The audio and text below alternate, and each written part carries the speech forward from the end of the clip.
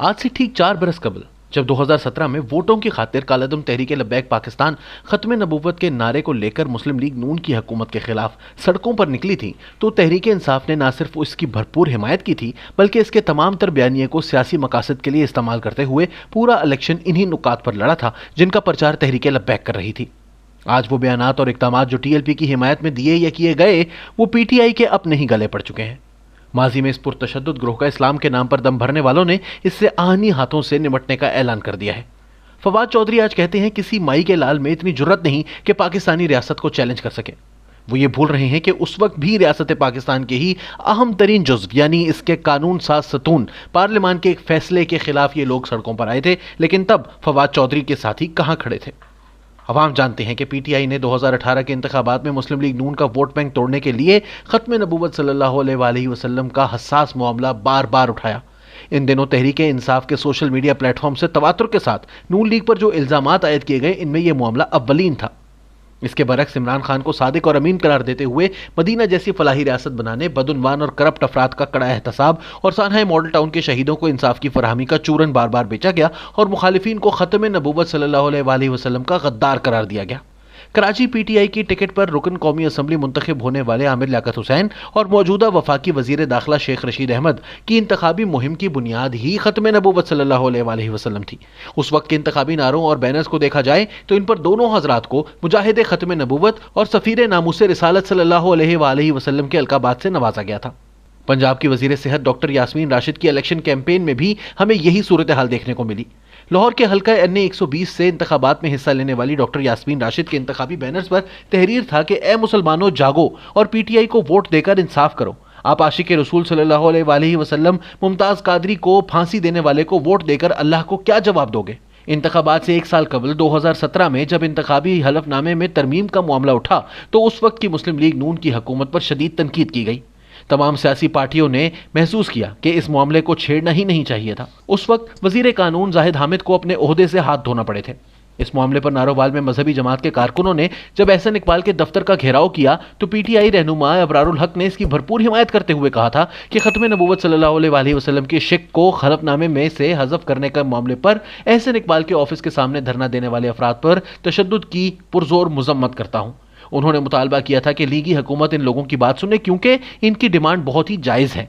उन्होंने यहां तक कहा कि मौजूदा हुकूमत अपनी आखिरत खराब करने पर तुली है। वोटिंग होती है और फिर वोटों से वो पास होता है, तो अवाम के खौफ से आपने वापस तो ले लिया, लेकिन अभी आपको तकलीफ बहुत है।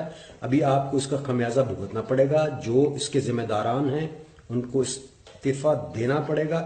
मैं इन लोगों के साथ खड़ा हूं। मैं नारोवाल के लोगों को कहता हूं, आप दलेर हो जाएं, मैं भी आपके साथ हूं।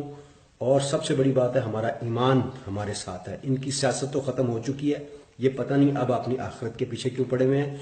मैं उनसे कहना चाहता हूं कि खुदारा नबी पाक सल्लल्लाहु अलैहि वसल्लम के आशिकों को इस तरह से ट्रीट ना करें। इस्लामाबाद आपने बंद करवा लिया, अब नारोवाल में इस तरह की हरकतें कर रहे हैं, फौरी तौर पर इनकी। उन्हीं दिनों शेख रशीद की भी वीडियो सोशल मीडिया पर खूब वायरल हुई, जिसमें उन्होंने कहा कि मैं हुकूमत को आखिरी वार्निंग देना चाहता हूं, वरना इस मुल्क में ऐसी तहरीक चलेगी कि हुक्मरानों को इनकी लूटी हुई दौलत भी काम नहीं आएगी। मैं हुकूमत को आखिरी वार्निंग देना चाहता हूं, वरना इस मुल्क में लब्बैक या रसूल अल्लाह की ऐसी तहरीक चलेगी, अकल के नाखन ले लें, वरना ये तुम्हारी हुई लूटी हुई दौलत भी काम नहीं आएगी। ये फरसूदा निजाम को भी आग लगा देंगे और उस सारी सोचों का पाकिस्तान में जिंदा रहना मुश्किल कर देंगे। हम मर मिटेंगे।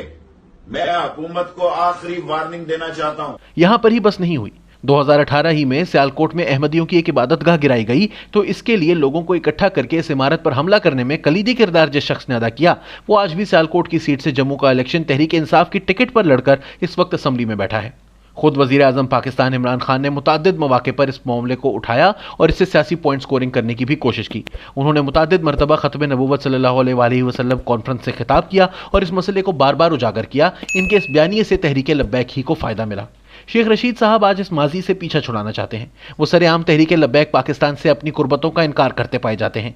यहां तक कहते हैं कि वो तो कभी इन धरनों में शामिल ही नहीं हुए, लेकिन लोग कहां छोड़ते हैं। कैमरे की आंख पर सब कुछ महफूज और सोशल मीडिया के बाद याददाश्तें भी लोगों की बेहतर हो गई हैं। जरा ये वीडियो देखिए। शेख साहब, आपने जो कहा कि गलतन तंजीम 6 दफा आई है, इसमें एक बार आप भी कूद कर इन्हें कह रहे थे थे कि आग लगाओ, जलाओ, गिराओ, तो आपको अपने सियासी कंडक्ट पर कभी शर्मिंदगी महसूस हुई? آپ ہمیشہ محبت بھرے سوال کرتے ہیں اور اپنے چینل کے لیے ٹھیک ہے، میں ریکارڈ پہ جواب دے رہا ہوں. آپ کو سوال کرنے، میں کبھی اس تنظیم کے ساتھ شامل نہیں رہا. یہ میں آپ سوال کر سکتے ہیں نا، مجھے جواب دینے کا حق ہے. میں کبھی اس تنظیم کے ساتھ نہ شامل ہوا، ان کے جلسے میں گیا کبھی، نہ جلوس میں گیا. سو آپ کا سوال کرنے کا حق ہے، اور آپ ایک اتنے بڑے چینل سے تعلق رکھتے ہیں، میرا فرض ہے کہ میں آپ کو جواب دوں. آپ ہمیشہ ایسے سوال کرتے ہیں جو جھوٹ پہ مبنی ہوتے ہیں.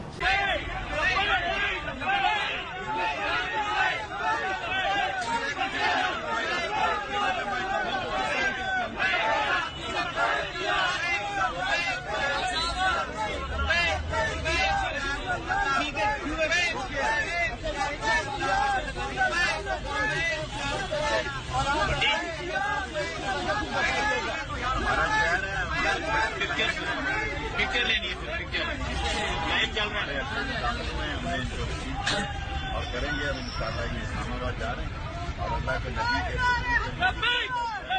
کے اللہ تعالیٰ پاکستان پر رحم کرے اور وزیر اعظم عمران خان اس وقت اپوزیشن میں تھے تو کہتے تھے کہ انہوں نے اپنی پارٹی کے کارکنان کو بڑی مشکل سے روک رکھا ہے، وگرنہ وہ تو بےتاب ہیں اس دھرنے میں شرکت کے لیے. وزیر خارجہ شاہ محمود قریشی تو اتنے بےتاب ہوئے کہ اپنی جماعت کی پالیسی کو نظر انداز کرتے ہوئے تحریک لبیک کے دھرنے میں جا ہی بیٹھے. خود عمران خان کے مداح جو صحافت بھی کرتے ہیں اس وقت تحریک لبیک کی شان میں کیا کیا قصیدے کہا کرتے تھے، اور پھر ان کے بھی تیور بدلتے دنیا نے دیکھے.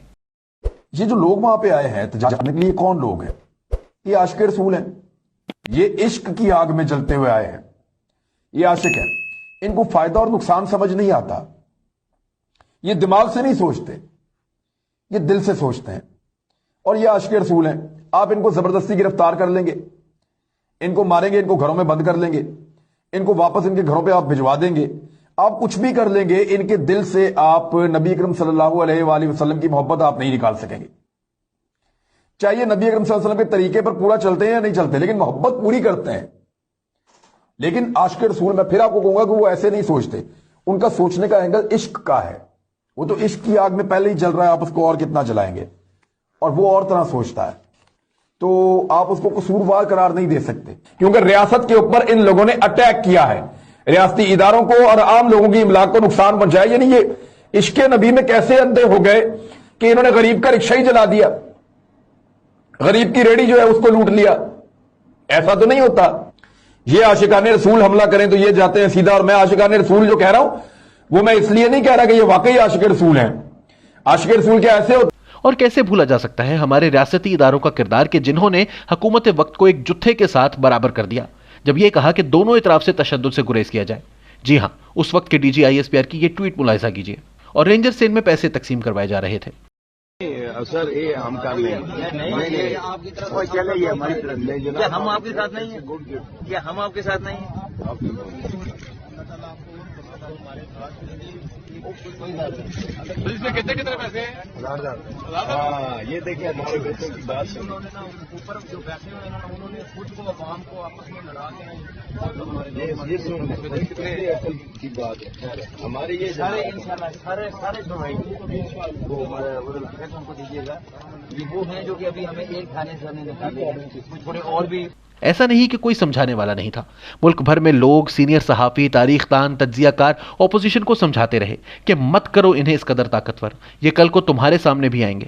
لیکن اس وقت کی اپوزیشن کے سر پر بس ہر حال میں اقتدار حاصل کرنے کی دھن سوار تھی. مزمل سہروردی نے نیا دور کے پروگرام خبر سے آگے میں بات کرتے ہوئے آج کہا کہ ہاتھوں کی باندھی ہوئی دانتوں سے کھولنی پڑتی ہے. انہوں نے یہ بھی کہا کہ آج حکومت کو وہ کھولنی پڑ رہی ہیں، لیکن آج اپوزیشن وہ سب نہیں کر رہی. لیکن امید ہی کی جا سکتی ہے کہ دوبارہ کبھی اپوزیشن میں ہوئی تو تحریک انصاف یہ سب نہیں کرے گی جو وہ ماضی میں کرتی رہی ہے.